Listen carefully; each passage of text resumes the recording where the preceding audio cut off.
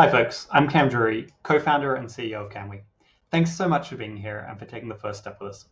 The name Canwi comes from something we heard constantly when we first started building. People would sit down with their partner and ask questions like, can we buy a house? Can we take time off? Can we retire earlier? We've come a long way since then, and while it's still early, that original question is still at the heart of everything we do. The number one thing we hear from our community is that when people take charge of their financial plan, they feel more confident about their money and their future. And that confidence leads to better financial decisions and the clarity to commit to big life choices, whether that's buying a home, taking time off, or retiring earlier. Our goal is to help you understand what's possible so that you can design your life around what matters to you. Canwi is a platform about money and numbers, but our business is really about helping you live your best life. We started this company because a few years ago, I realized I'd made decisions that had left me close to $1 million worse off after just 10 years versus a mate who'd made better financial decisions and followed a plan.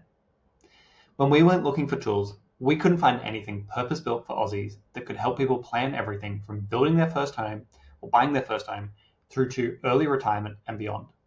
So we set out to build it.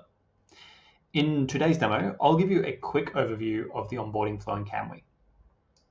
Before we get stuck in, just to recap, at its core, Canwi brings together your current financial position, planned future events, ongoing patterns like income and spending, and long-term goals, and combines them in a visual, interactive way so that you can explore different choices and see how they play out over time. There are two parts for onboarding. If you're serious about getting fully set up in the tool, I recommend using the full or complete setup, which will guide you step by step through adding your family, your goals, your income, your expenses, your cash, your assets, and your liabilities. For this example, let's plan as a couple. We'll call them Mark and Helly. And we can add a spouse, a de facto partner, or a dependent child. And then we'll get to goals. So this is something that I really encourage you to take the time to step back and think about what you're trying to achieve with your financial plan and what's most important to you. Here's 3 great questions that you could ask yourself. If money wasn't the constraint, what kind of life would we choose? Is it taking a year off to travel? Is it starting a business? Is it working 4 days a week instead of 5? Are we optimizing for maximum wealth or for maximum freedom? Do we want the biggest possible net worth? Or do we want the flexibility to take a sabbatical when we need it? And what trade-offs are we actually willing to make?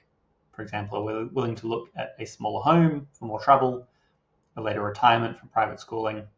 Now, lots of people ask me what makes a great plan, and to me, it's this. Financial planning isn't really about building towards the biggest number. It's about building and designing a life that aligns with what matters most to you. Now, if you're planning with a partner, it's also a great idea to talk about these with your partner. I paid over $5,000 for advice, and thinking about our goals with my wife was probably the most valuable part of the process. So we'll put in a couple of goals here. Then we get into the cash flow section. For cash flow, we go through your income, living circumstances, and expenses. We can provide your income in either a pre-tax income or post-tax income.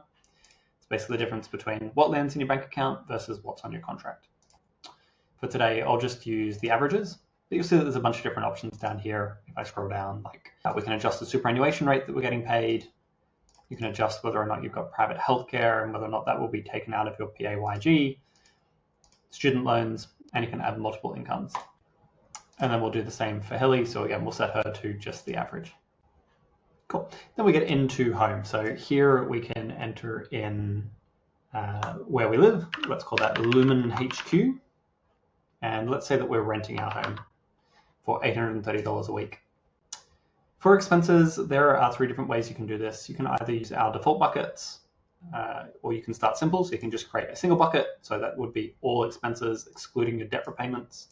Or you can just create your own and build out a structure that works for you. I'll use our default buckets. And for today, I'm just going to use the average expenses.